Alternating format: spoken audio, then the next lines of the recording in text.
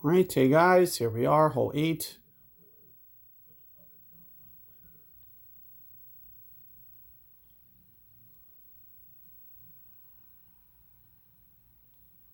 Let's see what we got here.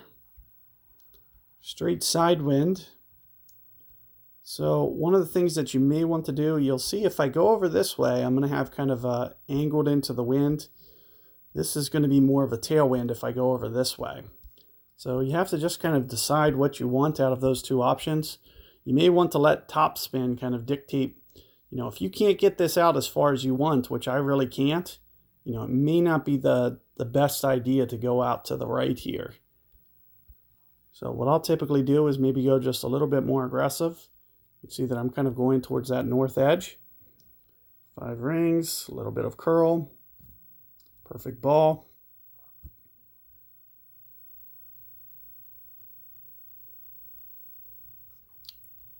And it doesn't quite roll out as much as I like. If you have a Pock 6, it typically rolls out to, kind of the edge of that fairway. In my opinion, it does give you an advantage. So where I am, the farther you are away from that hole, the harder it is to make. Because you almost need to start doing just a little bit more of an overplay or ball guide offset. Whereas right at the min line, you almost don't have to play any wind effect whatsoever. So if you can get that 20 yards farther, it does really provide an advantage, in my opinion, than where I'm at.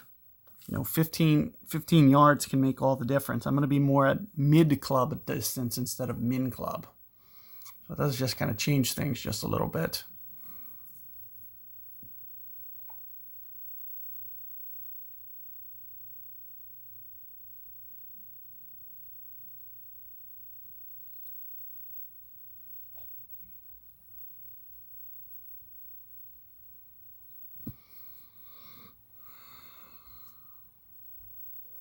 So here you can see, here's the min line. I'd like to get the midline up here.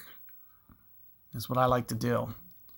So those 15 yards of difference does make it just a little bit tougher to make. You gotta end up playing just a little bit more wind effect. So you can see with where I'm at, maybe about 2.5 on the backspin. Just gonna try to roll this in. I'm thinking 3.5-ish per ring. Which is going to be 2.5 on the rings instead of 2. And that extra half ring that I have to go sometimes makes all the difference because it's a little bit tougher to get this wind effect to go into the hole. But it looks like I'm able to pull it off anyway. So right into the pin, right at about 2.5 rings in that situation, which is very close to, 3.5-ish, 3.25 per ring, somewhere in that ballpark. So, and just keep in mind, you'll have to fluctuate and change that depending on how far or close you get to that same distance. So you really got to pay attention to where your min line is. As you get it closer to the hole, you know that you're closer to the hole. You don't need to play quite as much overplay.